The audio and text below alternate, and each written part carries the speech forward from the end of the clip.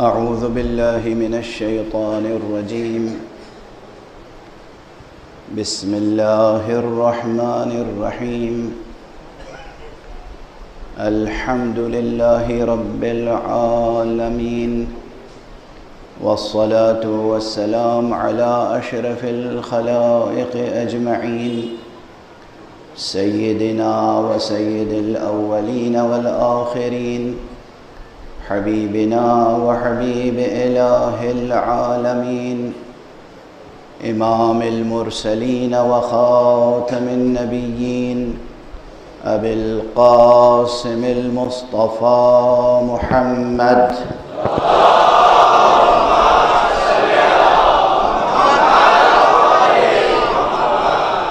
وعلى أهل بيته الطيبين الطاهرين الهداة المهديين المعصومين المظلومين، واللعنة الدائمة على أعداء الحق والدين. أما بعد، فقد قال الله تعالى عز اسمه في محكم كتابه ومتقن خطابه. بسم الله الرحمن الرحيم. الله نور السماوات والأرض، مثل نوره كمشكاة فيها مصباح، المصباح في زجاجة، الزجاجة كأنها كوكب دري يوقد من شجرة مباركة زيتونة لا شرقية ولا غربية، يكاد زيتها يضيء ولو لم تمسسه نار، نور على نور. صدق الله العلي العظيم.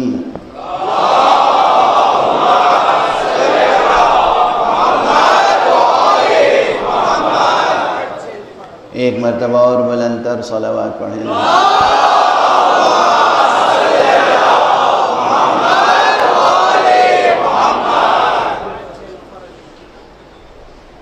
قرآن حکیم جو از اول تا آخر نور ہے، اس دیوان نور کی وہ آیت جس کا نام ہی آیت نور ہو، اس کی کیا شان ہوگی؟ یعنی نور کے مجموعے میں جو سب سے درخشاں نور ہے وہ ہے آیت نور. اگر میں بہت چھوٹا سا طالب علم ہوں، بہت معمولی سا طالب علم، لیکن قرآن کی عظمت یہ ہے اور اس میں گہرائیاں اتنی ہیں کہ اگر پورے 1 سال تک صرف آیت نور پر گفتگو ہو تو یہ گفتگو جاری رہ سکتی ہے. کم از کم یہ کلام کسی بشر کا کلام تھوڑی ہے، کلام خالق بشر ہے اور کلام خالق کلام ہے.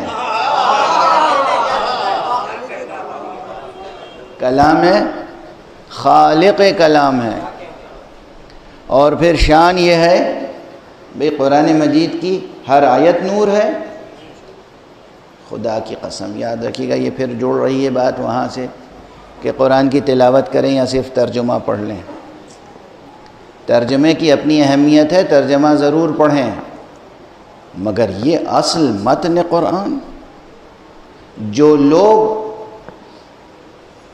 صاحب بصیرت ہوتے ہیں. دیکھیے اس چشم سر کی خصوصیت ہے بصارت، اور چشم دل کی خصوصیت ہے بصیرت. جو لوگ صاحب بصیرت ہوتے ہیں وہ دیکھ سکتے ہیں کہ جب انسان قرآن مجید کی تلاوت کرتا ہے تو کیسی نورانیت پیدا ہوتی ہے. بسم اللہ الرحمن الرحیم کہنے سے کیا نور بکھرتا ہے. الحمدللہ رب العالمین کہنے سے کیا نور بکھرتا ہے. یہ مبالغہ نہیں ہے، یہ شاعری نہیں ہے. خدا کی قسم قرآن مجید کی تلاوتیں کریں اور اپنے گھر کو، اپنے در کو، اپنے سینے کو، اپنے قلب کو، اپنے باطن کو، اپنے سر کو، اپنے خفی کو، اپنے اخفا کو نور بخشیں. خود اپنی ذات کو اور ماحول ذات کو نورانی بنائیں. ماحول زندگی تاریک ہے. کیوں تاریک ہے؟ اس لیے کہ امت نے قرآن کو چھوڑ رکھا ہے. قرآن از اول تا قرآن مجید کا ہر حرف نور ہے، ہر حرکت نور ہے، ہر نقطہ نور ہے. یہ اس کا معجزہ ہے. وہ جب چاہتا ہے تمام انوار کو سمیٹ کر ایک نقطے میں سمو دیتا ہے، اور جب وہ چاہتا ہے تو درجہ بدرجہ، رتبہ برتبہ، افق بافق، نظر بنظر انوار بکھرتے چلے جاتے ہیں. اور سب سے اوپر پھر نظر آتا ہے وہ شجر نور جس کا تذکرہ ہے آیت نور. صلوات پڑھ دیجئے محمد و آلہ.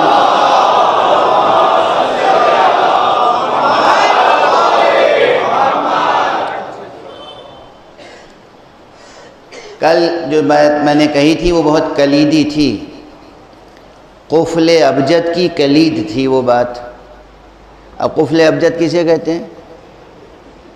قفل کے معنی تو ہیں تالا.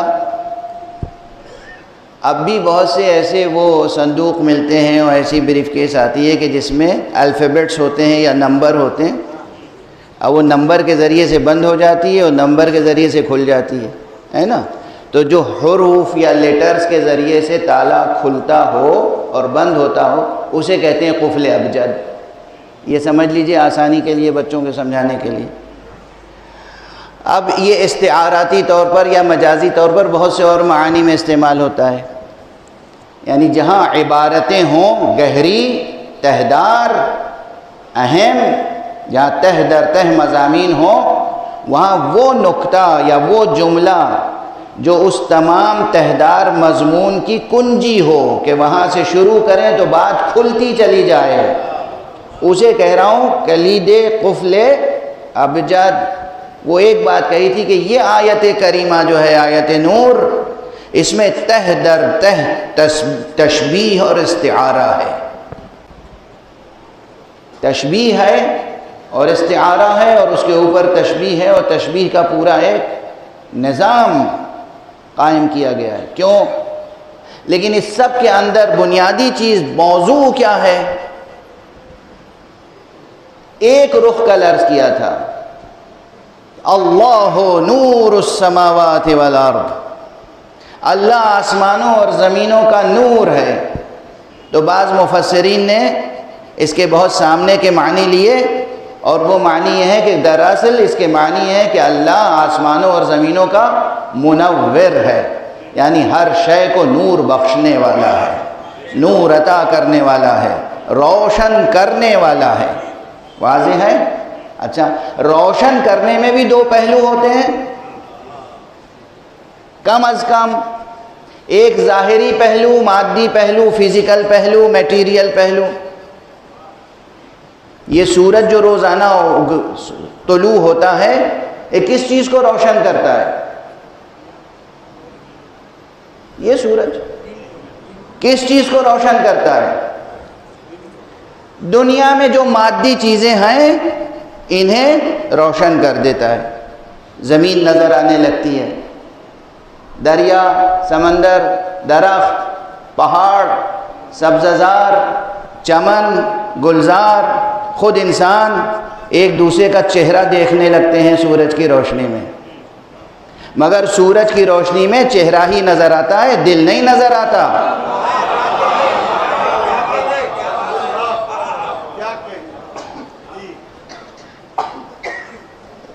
اتنی بات تو آسانی سے سمجھ میں آ گئی نا. ایک شخص ہے، آپ اسے اپنا دوست سمجھتے ہیں برسہ برس سے، پتہ نہیں دوست ہے یا نہیں. ایک شخص ہے، آپ اسے دشمن سمجھتے ہیں لیکن حقیقتاً پتہ نہیں وہ دشمن ہے یا نہیں. کبھی کبھی صرف خوش فہمیاں اور غلط فہمیاں اپنا رول پلے کرتی رہتی ہیں. کہیں خوش فہمیاں نور بکھیرتی ہیں اور کہیں غلط فہمیاں تاریکیاں پیدا کر دیتی ہیں. تو آپ سمجھ رہے ہیں کہ یہ میرا دوست ہے اور یہ میرا دشمن. روزانہ سورج کی روشنی میں اسے دیکھتے ہیں، مگر سورج کی روشنی میں نہ غلط فہمی دور ہوتی ہے نہ خوش فہمی کافور ہوتی ہے. اب کوئی ایسی روشنی بھی ہونی چاہیے نا جو اس چہرے پہ پڑا ہوا نقاب ہٹا دے، جو اس چہرے پر پڑا ہوا حجاب ہٹا دے. نظر آئے کہ بھئی یہ شخص جسے ہم دوست سمجھ رہے تھے یہ دراصل دوست نہیں ہے، دشمن ہے. یہ شخص جسے ہم دشمن سمجھ رہے تھے یہ دشمن نہیں ہے، یہ تو بہت اچھا انسان ہے، اس کے دل میں تو ہماری کوئی دشمنی نہیں ہے، یہ تو ہمارا دوست ہے. یہ باطن کی حقیقت، یہ کردار کی حقیقت، یہ سیرت کی حقیقت، یہ نیتوں کو روشنی بخشنا اس سورج کا کام نہیں ہے، اس کے لیے کوئی اور سورج چاہیے.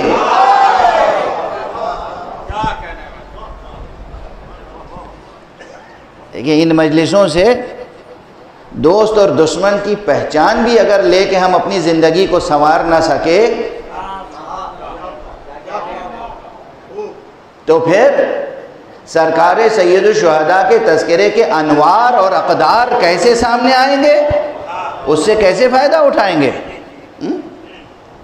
وہ نگاہیں جو ایک نظر ڈال کے پہچان لیتی تھیں کہ حر دشمن نہیں ہے، دوست ہے.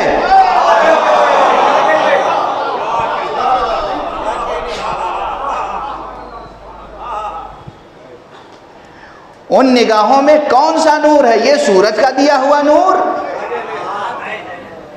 نہیں، وہ تو خیر وہ ہے کہ جو خود سراپا نور ہے. وہ تو وہ ہے کہ جو ظاہر سے باطن تک اور باطن سے ظاہر تک نور ہے. یہ تو وہ ہے کہ جس کا شجرہ شجرہ نور ہے، جو نور کے صلب سے پیدا ہوا، نور کی کوکھ سے پیدا ہوا، نور کے آغوش چڑھا، اور جس کی نسل میں قیامت تک نور علی نور.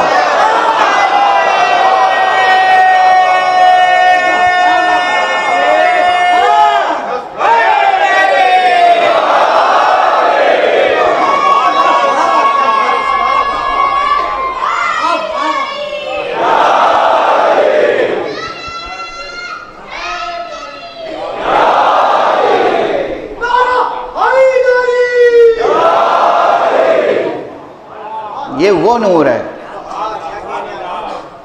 یہ زمزم نور ہے، یہ کوثر نور ہے. اس زمزم میں اور اس کوثر میں پانی نہیں ہے، نور ہے.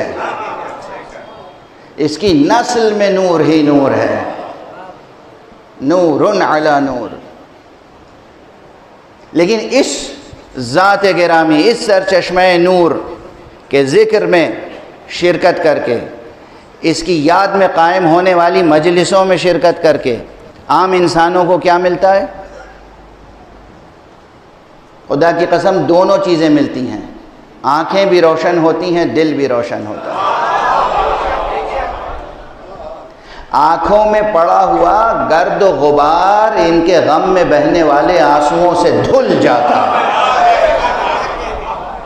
اور دل اگر کسی کا سخت ہو گیا ہو تو ان آنسوؤں سے وہ نرم ہو جاتا ہے. اور خدا کی قسم ذکر مبارک حسین ابن علی سے جڑ کر انسان خود مشرق بن جاتا ہے، اس کے گریبان سے آفتاب طلوع کرتے ہیں.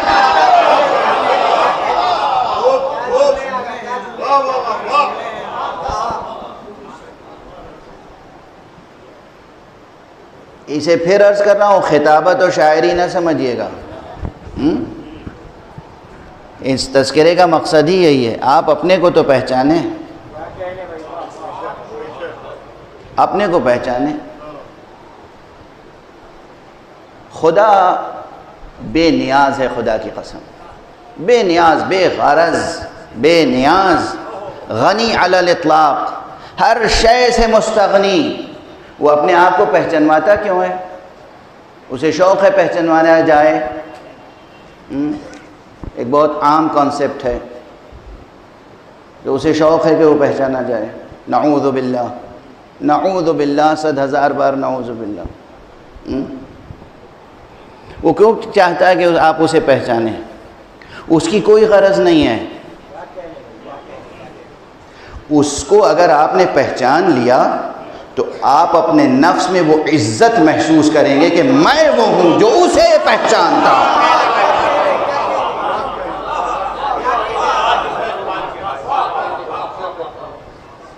واضح ہے؟ اکثر ہمیں ملتے ہیں لوگ، سیاسی سماجی کارکن حضرات، سیاسی کام کرنے کی ضرورت ہے، سماجی کام کرنے کی ضرورت ہے، ہیومن ویلفیئر کی کام کرنے کی بہت ضرورت ہے، ہیومینیٹیرین سروسز کی بہت ضرورت ہے۔ ہر انسان میں یہ جذبہ ہونا چاہیے کہ وہ دوسرے انسانوں کے لیے، اور صرف انسانوں کے لیے نہیں، ماحول حیات انسانی کے لیے، اس زمین کے لیے بھی، پیڑ پودوں کے لیے بھی، جانوروں کے لیے بھی، فضا کے لیے بھی، انسان کے لیے بھی، ہر ایک کے لیے جس قدر بھلائی کر سکتا ہے کرے۔ یہ جذبہ ہونا چاہیے۔ جو لوگ بہت سگریٹ پیتے ہیں وہ کم سے کم 2 جذبے سے سگریٹ چھوڑ سکتے ہیں۔ ایک تو یہ کہ خود ان کی جان کو خطرہ ہے، دوسرے یہ کہ ان کے دھوئیں سے پالوشن میں بھی کچھ نہ کچھ اضافہ ہوتا ہے۔ سگریٹ آپ پیتے ہیں لیکن آپ کے ارد گرد دوست احباب عزیز اقربا جو بیٹھے ہوتے ہیں انہیں بھی تکلیف ہوتی ہے، بلکہ مرض لاحق ہو سکتا ہے، بیمار پڑ سکتے ہیں۔ ایک مثال دی میں نے، ہو سکتا ہے جو لوگ سگریٹ پینے کے عادی ہوں وہ آج سے میرے مخالف ہو جائیں، تو ہو جائیں۔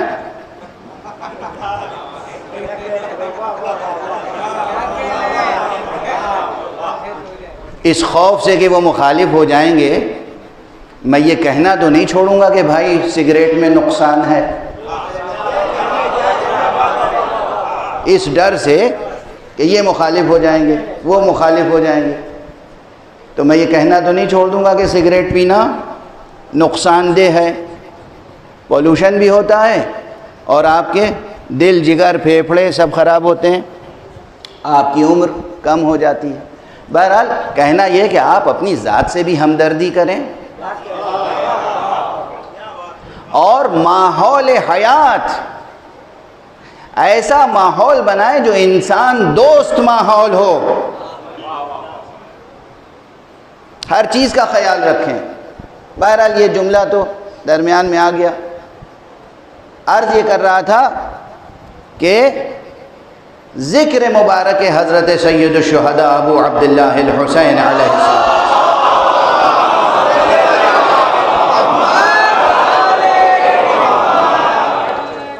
اس سے بصارت بھی حاصل ہوتی ہے، آنکھیں بھی روشن ہوتی ہیں، بصیرت بھی حاصل ہوتی ہے، دل بھی روشن ہوتا ہے، اور جو اس ذکر سے جڑ جائے حقیقت میں، رسمن نہیں، تجارت کی نیت سے نہیں،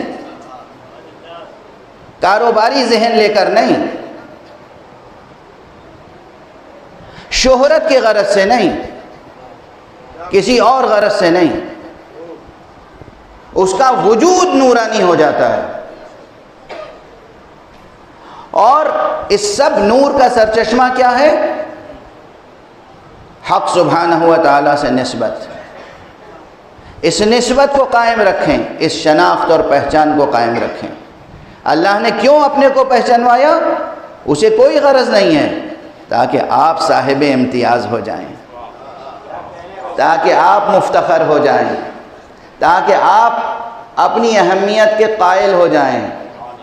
اسی لیے میں نے وہ سماجی اور سیاسی کارکنوں کی بات کی تھی کہ بہت سے لوگ آتے ہیں، ملتے ہیں، اور وہ ضرور یہ بتانا چاہتے، جو لوگ بڑے ہیں، بڑا ظرف رکھتے ہیں، ان کی بات نہیں کر رہا ہوں، لیکن عموماً کوئی شخص 1-2 بار بھی چیف منسٹر سے ملا ہو یا پرائم منسٹر سے ملا ہو، پریزیڈنٹ سے ملا ہو، تو اپنی گفتگو ملا تو ہے 1-2 بار، مگر وہ ذکر کرے گا ایک نشست میں 10-12 بار۔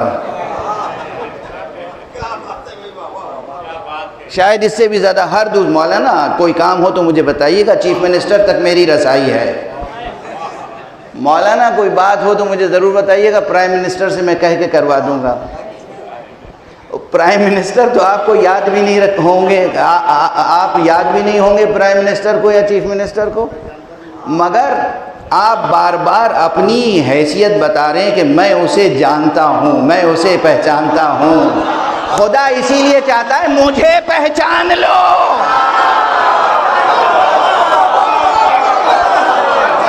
ناز کرنا ہو تو اس پر ناز کرو کہ میں خدا کو پہچانتا ہوں۔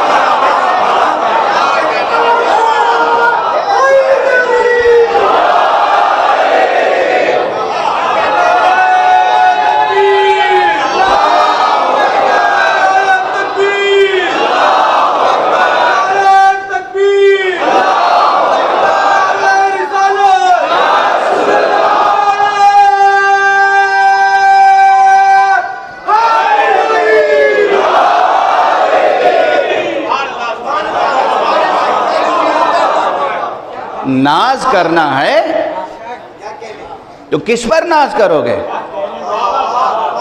ان سیاسی لیڈروں کی کیا حیثیت ہے؟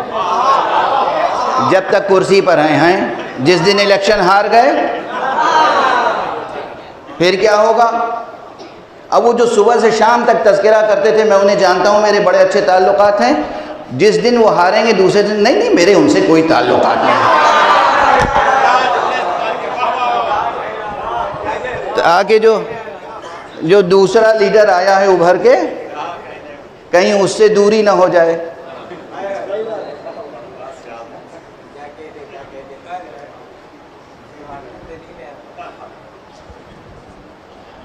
توحید حق صمدی پر اتنا کیوں زور دیا گیا؟ کلمہ لا الہ الا اللہ پر اتنا کیوں زور دیا گیا؟ افسوس ہوتا ہے کہ بعض اسکولوں میں، بعض مدرسوں میں، بعض پاٹھشالاؤں میں کوئی کلمہ لا الہ الا اللہ کہہ دے تو لوگ برا مان جاتے ہیں اور ایک ایشو کھڑا کر دیتے ہیں۔ نہیں ایسا نہ کیجئے۔ وہ اللہ، وہ ایشور، وہ خدا، وہ جو اس پوری سنسار کا، اس پوری کائنات کا بنانے والا ہے، اس کو سب سے زیادہ یاد رکھنے کی ضرورت ہے۔ اس کو آپ کی ضرورت نہیں ہے، آپ کو اس کی ضرورت ہے۔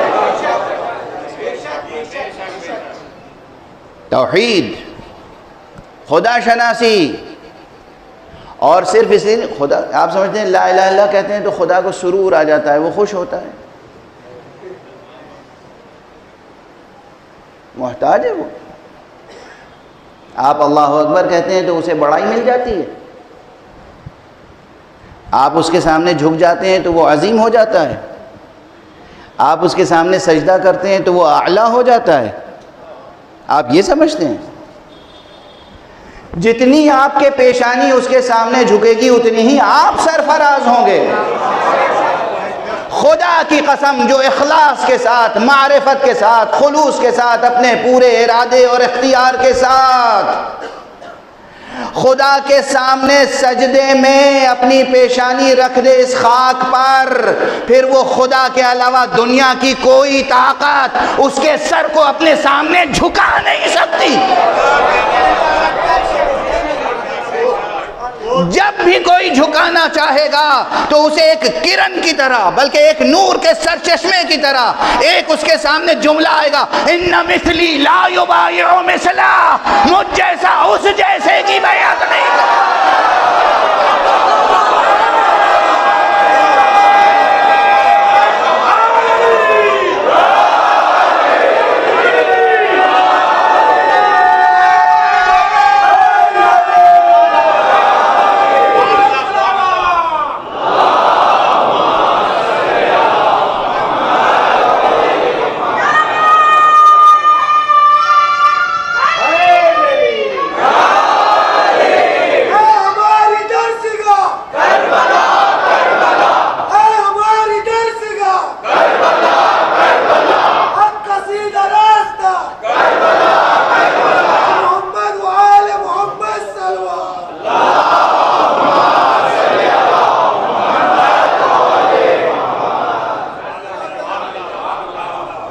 خدا کی معرفت کا حق تو کوئی بھی نہیں ادا کر سکتا،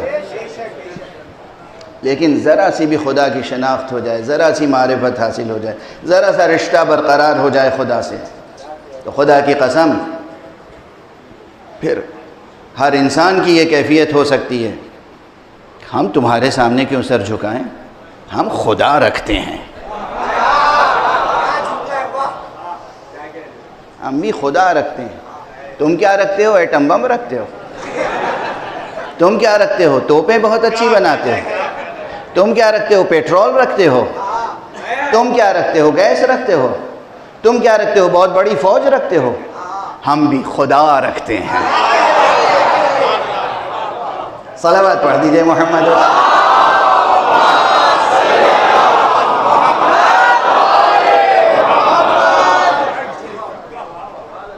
خدا کی قسم میں اکثر اس لیے ذکر کرتا ہوں ممبر پر کہ آقا حسین اور اہل بیت اطہار کی تعلیمات پر عمل کرنے والے جب رہبر پیدا ہو جاتے ہیں تو ان کے ہاں یہ شان نظر آتی ہے۔ مشرق ہو یا مغرب پوری دنیا جھکانے کی کوشش کرتی ہے مگر یہ کبھی جھکتا نہیں ہے سر۔ کس اعتماد کے ساتھ کہتا ہے؟ کس اعتماد کے ساتھ؟ جو دنیا کا سب سے بڑا مغرور ملک ہے اس کو لقب ہی دے دیا شیطان اکبر کا۔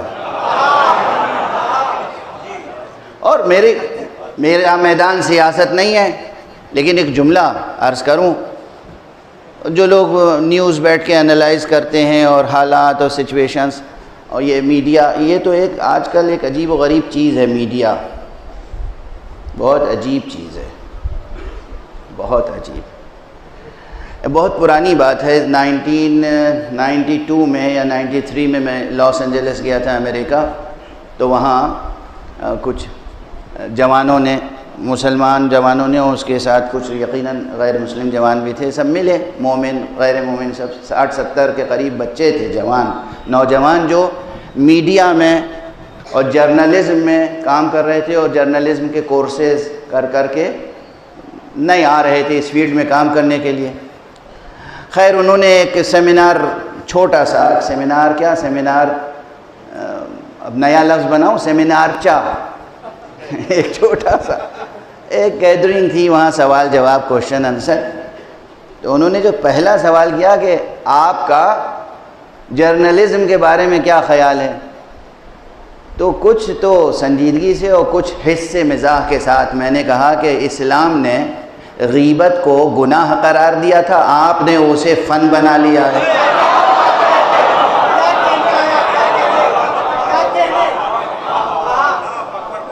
اسلام نے غیبت کو حرام قرار دیا تھا، آپ نے اس کو انڈسٹری بنا دیا۔ تو یہ میڈیا جو ہے اور جرنلزم آج واقعاً، پہلے جو جرنلسٹ تھے نا، جب ہمارے ملکوں میں آزادی کی لڑائی لڑی گئی، اس زمانے میں جو سیاسی لیڈر ہوتے تھے، جو سماجی کارکن ہوتے تھے، جو ہیومینیٹیرین سروسز کرنے والے لوگ ہوتے تھے، اور ایون جو جرنلسٹ ہوتے تھے، وہ جرنلزم کو بھی عبادت سمجھ کے کرتے تھے کہ ہمیں جھوٹی خبریں نہیں شائع کرنی ہیں، ہمیں صحیح بات پہنچانی ہے عوام تک، ہمیں ظلم کا مقابلہ کرنا ہے، ہمیں حق بات کہنی ہے اور حق کا پرچم بلند رکھنا ہے۔ وہ قلم کی حرمت اور ناموس سے واقف تھے، جان دے دیتے تھے، سزائیں کاٹتے تھے، مگر غلط پروپیگنڈے کا حصہ نہیں بنتے تھے۔ وہ بھی جرنلسٹ تھے، ہمارا سلام ہو ان جرنلسٹوں کو اور میڈیا کے ان عظیم کام کرنے والوں کو۔ لیکن اب آج کل صورتحال کچھ بدل گئی ہے، تو کچھ کی کچھ خبریں نشر ہوتی رہتی ہیں، انالائز کرتے ہیں ملکوں کے بارے میں، حقیقت کچھ ہے، پہلے سے آپ پریڈکشنز پہ پریڈکشنز کیے جا رہے ہیں۔ میں 100% اندر کی بات بتا رہا ہوں، سبحان اللہ۔ کوئی کیس سپریم کورٹ میں چل رہا ہے، وہ ججز تو محترم ججز بعد میں فیصلہ کریں گے،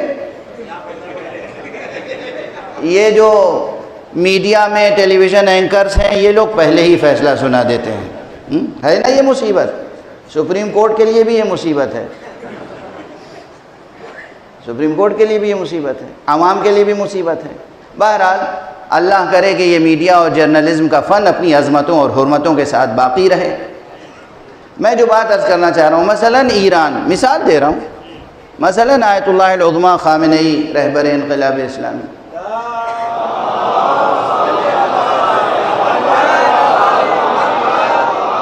اب تجزیے ہوتے رہتے ہیں، خود ہماری قوم ٹکڑوں میں بٹ گئی ہے۔ کیوں؟ ایک سوال کا جواب دے دیجئے مجھے۔ جب سے جمہوری اسلامی ایران قائم ہوا ہے حضرت امام خمینی رضوان اللہ علیہ کے انقلاب کے نتیجے میں، آج تک دنیا کی تمام بڑی طاقتیں سینکشنز لگاتی رہیں، پابندی، سینکشنز، پابندی، سینکشنز، اقتصادی ناکہ بندی، اقتصادی ناکہ بندی۔ اس کے باوجود جنہیں یہ سمجھتے تھے کہ یہ علماء، یہ عمامہ رکھنے والے، یہ حکومت کیا چلائیں گے، یہ سیاست کیا کریں گے، یہ ملک کیا چلائیں گے، دوسرے ملکوں پہ جن پہ پابندیاں نہیں ہیں، دیکھیے کہ وہ اقتصادی طور پر ناکام ہوتے جا رہے ہیں۔ چھوٹے بڑے ملکوں کو دیکھ لیجئے، اقتصادی طور پر ناکام، سری لنکا سے لے کے اور بہت سے ملکوں کو دیکھ لیجئے، کچھ ناکام ہو چکے ہیں، کچھ ناکام ہیں مگر مان نہیں رہے ہیں ابھی کہ ہم ناکام ہیں۔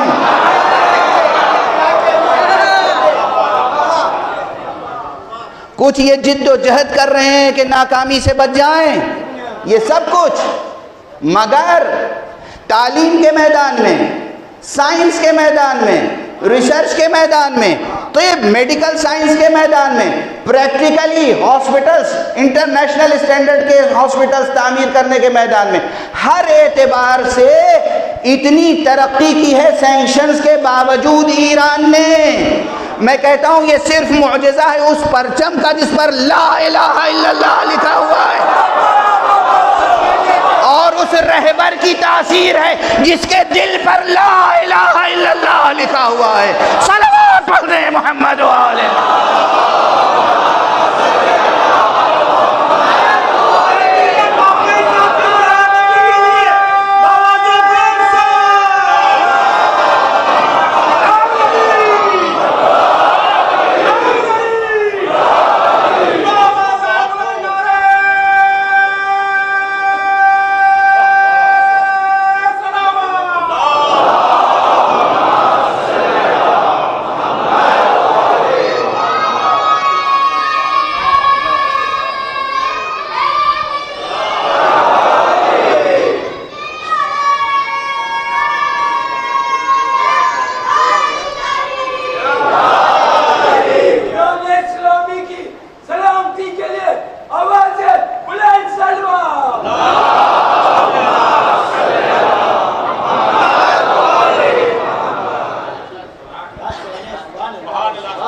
حالات سامنے ہیں، کس کا معجزہ ہے؟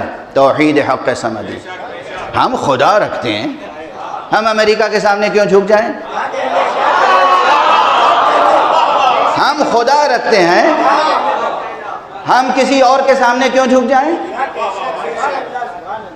ارے ہم کسی کے سامنے جھک جائیں تو خدا کو کیا جواب دیں گے؟ ہم خدا رکھتے ہیں، ہم کلمہ طیبہ رکھتے ہیں، اور ہم تو وہ ہیں جو کلمہ طیبہ بھی رکھتے ہیں، شجرہ طیبہ بھی رکھتے ہیں۔ کلمہ طیبہ بھی رکھتے ہیں، شجرہ طیبہ بھی رکھتے ہیں۔ وہ شجرہ طیبہ جس کی جڑ نور، تنا نور، شاخیں نور، پتے نور، کلیاں نور، پھول نور، پھل نور، شجرہ کیا ہے؟ نور علی نور۔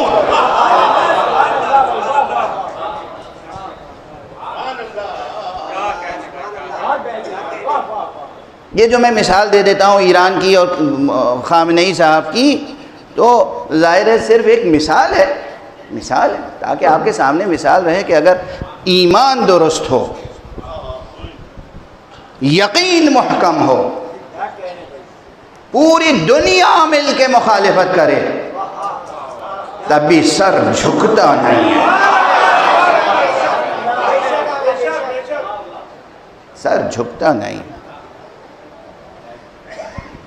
یہ کہاں سے طاقت آئی؟ یہ درس کہاں سے آیا؟ یہ سبق کہاں سے سیکھا؟ یہ افسانہ نہیں ہے، کہانی نہیں ہے، یہ زندہ تاریخ ہے کہ انقلاب کی سب سے پہلی تقریر حضرت آیت اللہ خمینی نے روز عاشورہ کی تھی۔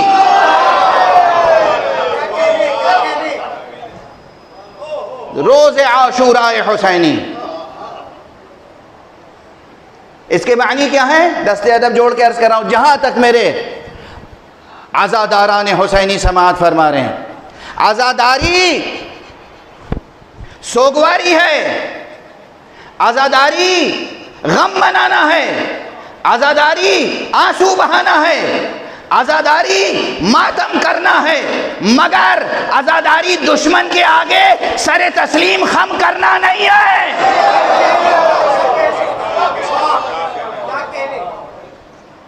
عزاداری ہے غزا روح عزا، جان شریعت کی قسم۔ عزاداری کی روح جہاد ہے، عزاداری کی روح بے دینی سے جہاد ہے، عزاداری کی روح باطل سے جنگ ہے۔ خالی یہ دہراتے رہنے سے کام تھوڑی چلے گا کہ کربلا کی جنگ حق و باطل کی جنگ تھی۔ اگر کربلا کی جنگ حق و باطل کی جنگ تھی تو کربلا کا نام لے کر مجلسوں کا تبرک کھانے والوں تم نیوٹرل کیوں ہو؟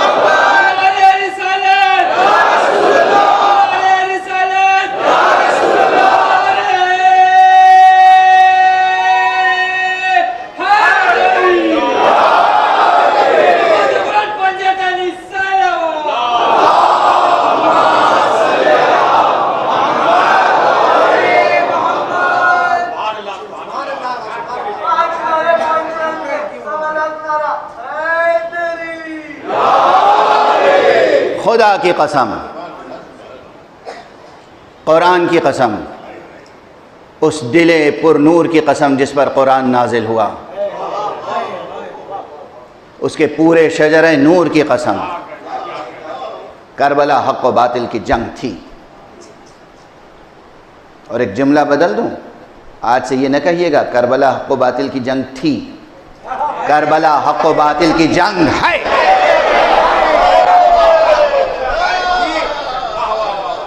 کربلا کی جنگ ختم نہیں ہوئی ہے، ہر ایک کو طے یہ کرنا ہے کس کے لشکر میں شریک ہونا ہے۔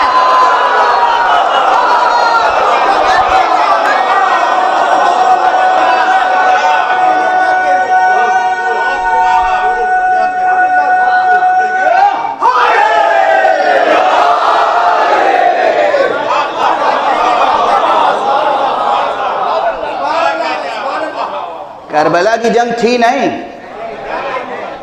محمد رسول اللہ تھے نہیں، ہیں، علی ولی اللہ تھے نہیں، ہیں، حسین ہمارے امام اور رہنما تھے نہیں، ہیں، کربلا کی جنگ حق و باطل کی جنگ تھی نہیں، ہے۔ طے یہ کرنا ہے کہ تم حسین کے لشکر میں ہو یا یزید کے لشکر میں۔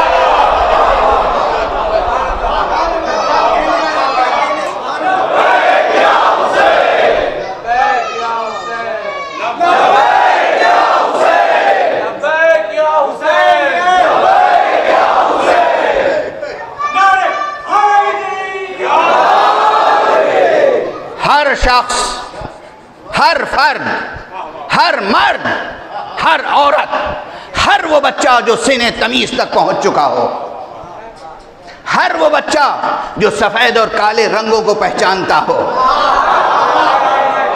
ہر وہ بچہ جو اندھیرے اجالے کی تمیز پیدا کر چکا ہو، ہر وہ بچہ جو رات اور دن میں فرق کرتا ہو، اس کی ذمہ داری ہے کہ جہاں تک ممکن ہے حق کا ساتھ دے سکے، حق کا ساتھ دے، جتنی اس کی کیپیسٹی ہو، جتنا باطل سے دور ہو سکتے ہو دور ہو، جتنا باطل کو رد کر سکتے ہو رد کرو، جس قدر باطل کو کچل سکتے ہو کچلنے کی کوشش کرو، جس قدر باطل کو روند سکتے ہو روندنے کی کوشش کرو، جتنی تمہاری سکت ہو، ورنہ حق و باطل کی جنگ میں بس دو ہی لفظ ہیں، حق باطل، درمیانی کوئی چیز نہیں ہے۔ نیوٹرلزم کے معنی ہے منافقت۔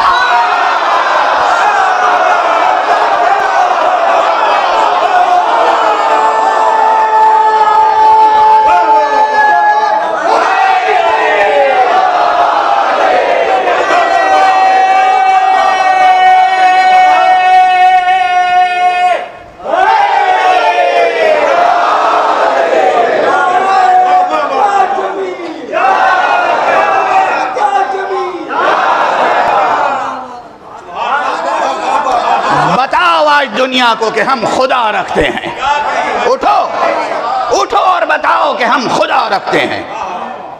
اور اگر یہ کہنے کے لیے سر زخمی بھی ہو جائے تو خوف کس کا ہے؟ ڈر کس بات کا؟ محبت ہے اس زندگی سے؟ یہی کمزوری ہے۔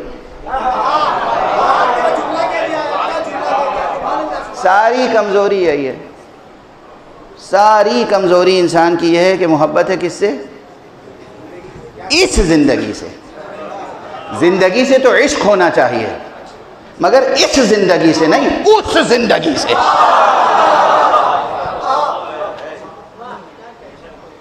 اس زندگی سے نہیں، اس زمین پر رینگتی ہوئی زندگی، یہ کائی اور کیچڑ میں آلودہ زندگی، یہ خاک اور خون میں آلودہ زندگی، یہ خاکنائے دہر میں محدود زندگی، یہ زندگی جس کا آخری لمحہ موت کہلاتا ہے، یہ زندگی محبت کرنے کے قابل نہیں ہے۔ اس زندگی سے محبت کرو جو عظیم الشان زندگی ہے، جس کے بعد زندگی ہی زندگی ہے، زندگی ہی زندگی ہے، زندگی ہی زندگی ہے۔ انسان ازلی تو نہیں ہے مگر ابدی ہے، بشرطے کہ نور علی نور کا پیغام سمجھ لے۔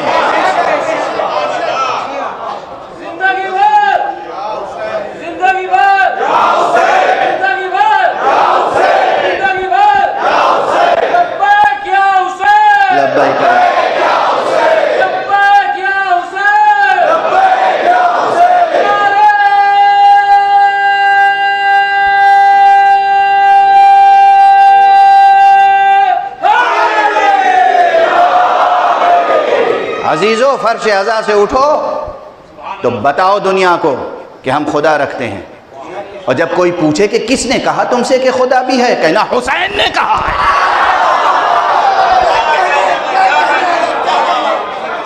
کسی کی مجال نہیں ہے جو تمہیں جھٹلا دے۔ فلسفی، منطقی، مشککین، کمیونسٹ، خدا کے انکار کرنے والے ملحد، سفسطی، کوئی بھی آ جائے، فرش عزا سے اٹھو، اعلان کرو کہ ہم خدا رکھتے ہیں۔ اور جب کوئی پوچھے کس نے کہا خدا بھی وجود رکھتا ہے، کہہ دینا حسین نے کہا ہے۔ یہ نہ کہنا سقراط کی یہ دلیل ہے اور بقراط کی وہ دلیل ہے، اور فلسفی افلاطون نے یہ کہا اور ارسطوٹل نے یہ کہا اور حکیم نے یہ کہا اور فلسفی نے یہ کہا اور علامہ نے یہ کہا۔ نہیں، ایک جواب ہو، خدا ہے، یہ ہمیں حسین نے بتایا ہے۔ مجال ہے کسی کی کہ جو جھٹلا سکے؟ اسی لیے بس وقت گزر گیا، بہت سی باتیں عرض کرنی تھی، وقت گزر گیا، لیکن بے اختیار یاد آ گیا مجھے، پہلے سنا چکا ہوں، مکرر عرض کر رہا ہوں۔ جوش ملیح آبادی نے ایک جگہ کہا ہے کہ ثبوت حق کے لیے ہم ایسے اہل نظر کو ثبوت حق کے لیے اگر رسول نہ آتے تو صبح کافی تھی، صبح یہ بات کہہ چکا ہوں میں کہ صبح ہو، شام ہو، ظہر ہو، ہر گزرتا ہوا لمحہ وجود خدا پر ایک دلیل ہے۔ لیکن انہی لمحوں میں لوگ سانسیں لیتے رہتے ہیں اور خدا کا انکار کرتے رہتے ہیں۔ ہر ذرہ خدا کے وجود پر دلیل ہے، مگر ذروں کے اوپر چلتے رہتے ہیں اور خدا کا انکار کرتے رہتے ہیں۔ تو اس فقیر نے کہا تھا، انہوں نے کیا کہا کہ ہم ایسے اہل نظر کو ثبوت حق کے لیے اگر رسول نہ آتے تو صبح کافی تھی۔ اس فقیر نے کہا ہے نہ مدرسے نہ مساجد، نہ فلسفہ نہ کلام، نہ مدرسے نہ مساجد، نہ فلسفہ نہ کلام، ثبوت حق کے لیے بس حسین کافی ہے۔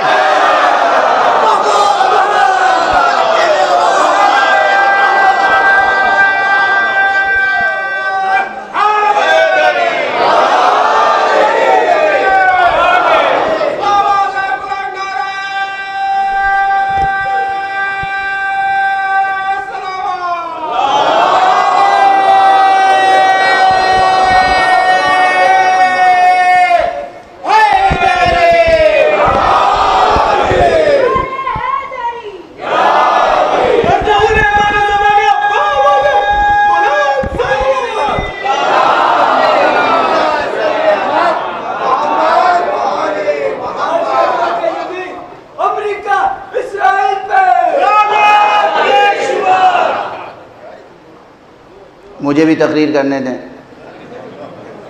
وقت کے دامن میں گنجائش کم ہوتی ہے۔ ایک چیز یاد رکھیں، جس کا نام لے رہے ہیں نا اس کی ضرورت ہی نہیں پیش آئے گی۔ معصوم نے کہا ہے کہ الباطل یموت بترک ذکر، باطل کا نام لینا چھوڑ دو خود ہی مر جائے گا۔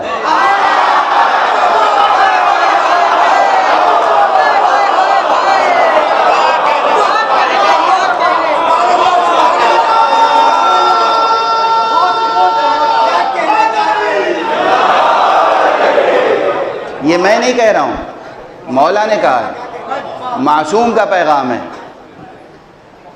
الباطل یموت بترک ذکر، باطل کا نام نہ لو، ذکر چھوڑ دو اس کا، خود ہی مر جائے گا۔ ہم میں سے بہت سے یہ گناہگار ہیں، اشارتاً کنایتاً طنز کرنے کے لیے، واہ واہ کرنے کے لیے، سبحان اللہ کے لیے، آپ کے نعروں کے لیے اتنا باطل کا تذکرہ کیا کہ جسے مر جانا چاہیے تھا بہت پہلے، آج تک زندہ ہے۔ یعنی کم سے کم اس کا نام زندہ ہے، تذکرہ ہوتا ہے، لوگ اس کے بھی حمایتی کھڑے ہو جاتے ہیں کہیں نہ کہیں سے۔ نہیں، حق کا بیان کرو، حق سے وابستہ ہو جاؤ، ثبوت دو زبان سے لے کر عمل تک کہ حسینی ہو، عزادار ہو۔ عزادار کے معنی کیا ہے غزہ، غزہ یعنی غزوہ، جنگ، جہاد، جد و جہد، کوشش، جنگ ہے غزہ روح عزا، ہے غزہ روح عزا۔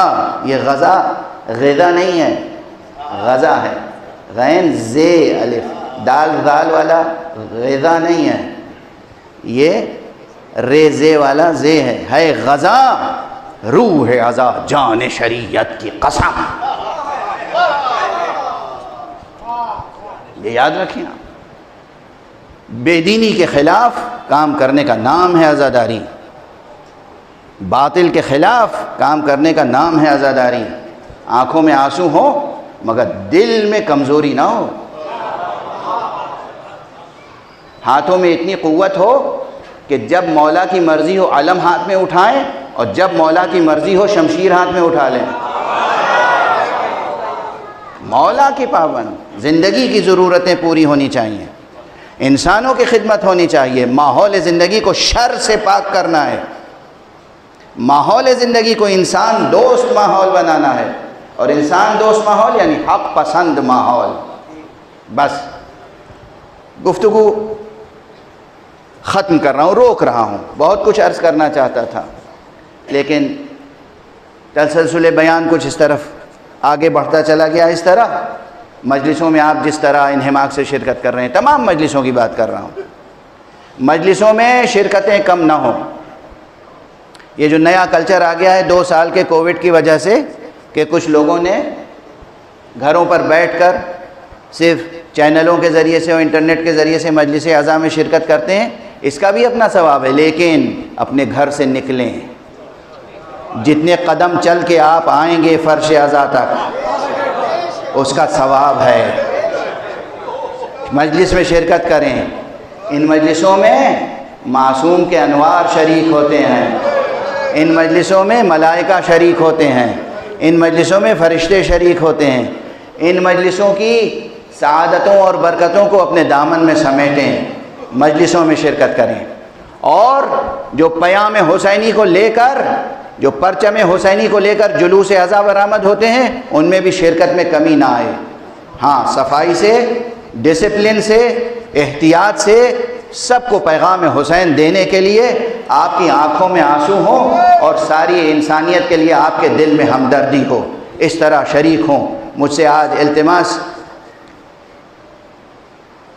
کرنے والوں نے ایک عجیب و غریب نام یاد دلا دیا کہ ان کے لیے سورہ فاتحہ پڑھواؤں، مجلس کے بعد انشاءاللہ سورہ فاتحہ بھی پڑھیے گا اور ان کی روح کی بلندی کے لیے دعا کیجیے گا۔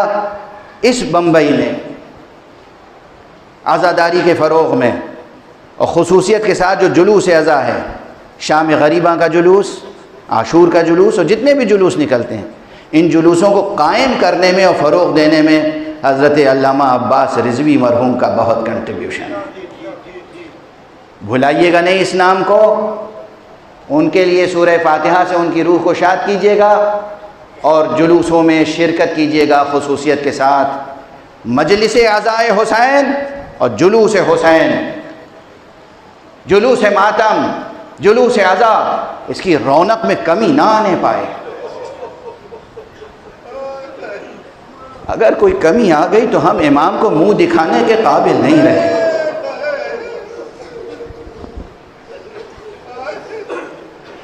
اس زینب کو کیا منہ دکھائیں گے جو رسن بستہ ہو کر کربلا سے کوفے اور کوفے کے سے شام تک گئی؟ اس بی بی کو کیا ہم منہ دکھائیں گے اگر ہم آقا کی محبت میں خود پا برہنا اور سر برہنا جلوس میں شریک نہ ہو سکے؟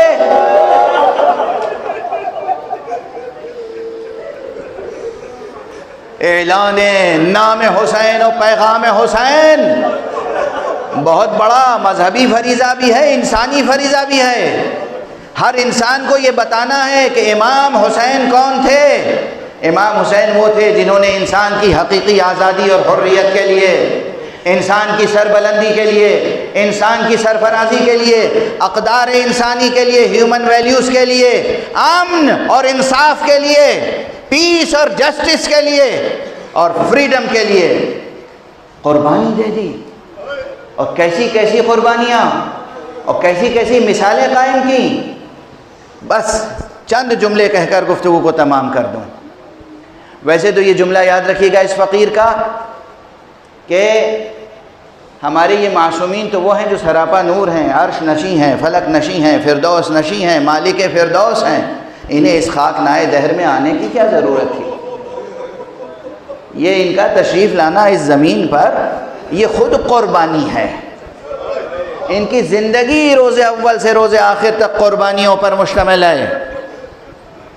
ہم آئے ہیں امتحان کے لیے، یہ آئے تھے قربانیوں کے لیے، تو ان کا ہر گام ہر قدم قربانی اور مثالیں، ہر قربانی میں پوری انسانیت کے لیے مثال ہے۔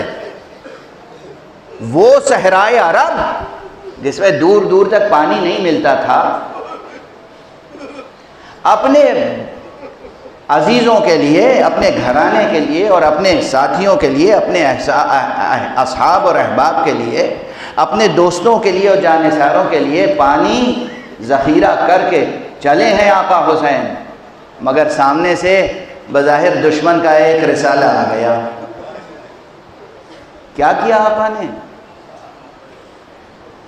معلوم ہے کہ بظاہر یہ دشمن کا رسالہ ہے، وہ علم امامت الگ ہے کہ کل حر کی تقدیر کیا ہوگی، مگر حر کے ساتھ ایک بڑا رسالہ ہے، وہ سب دشمن ہیں، اس میں سے اکثر دشمن ہیں، مگر آقا حسین نے یہ نہیں پوچھا آئے ہو کس لیے، یہ بعد کی بات ہے۔ سب سے پہلے دیکھا کہ یہ پیاسے ہیں، ہونٹ خشک ہو رہے ہیں، پیاس کی شدت سے بہت سے ہیں جن کی آنکھوں میں دھند ہے، انہیں صحیح نظر نہیں آ رہا ہے، بہت سے جاں بلب ہیں، واقعی جانیں لبوں پر آ گئی ہیں، اور صرف انسان نہیں، جن گھوڑوں پر سوار ہو کے وہ آئے ہیں ان گھوڑوں کی حالت یہ ہے کہ ہلاک ہونے والے ہیں۔ امام نے فرمایا علی اکبر، عباس، قاسم، اونو محمد، ارے یہ جو مشک ہیں پانی کے، ان کے دہانے کھول دو۔ ہم آج آقا حسین کے نام پر سبیلیں لگاتے ہیں، آقا حسین نے جس موقع پہ سبیل لگائی تھی دشمنوں کے لیے، حملہ آور ہونے والے لشکر کے لیے، اور اس میں ایک عجیب و غریب منظر ہے، ایک آقا کی حیثیت، آقا جو صاحب معرفت ہیں ان کے لیے تو حسین شہنشاہ دو جہاں ہیں، لیکن جو معرفت نہیں بھی رکھتے وہ کتنی معرفت رکھتے ہیں۔ آقا حسین اس وقت اپنے قافلے کے قافلہ سالار تھے، بنی ہاشم کے سید و سردار تھے، جو لوگ ساتھ میں تھے ان میں سب سے عظیم ہستی تو امام حسین کی تھی نا، تو ظاہر ہے ان کے ساتھ غلام تھے، کنیزیں تھیں، لشکر میں بہت سے اصحاب تھے، بہت سے خدمت گزار تھے، پھر اعزا تھے، اقربا تھے، سب تو لگے ہوئے تھے پانی پلانے میں، لیکن کرم، جود، سخاوت، کرم، جود۔ آقا نے دیکھا ایک شخص ہے جو خود اپنی حالت بیان کرتا ہے کہ پیاس کی شدت سے میری آنکھوں میں ایسی دھند تھی کہ کچھ نظر نہیں آ رہا۔ آقا کی طرف سے آنے والے مشکیزے کا دہانہ میرے منہ کے قریب لاتے تھے مگر مجھے دہانہ نظر نہیں آتا تھا، تو میں نے دیکھا کہ آقا حسین اپنی کرسی سے تشریف لائے، میری طرف بڑھے اور اپنے ہاتھوں سے یوں چلو سے مشک سے پانی لیا اور میرے دہن سے لگا کر کہا پانی پی لے، پانی پی لے، تو بہت پیاسا معلوم ہوگا۔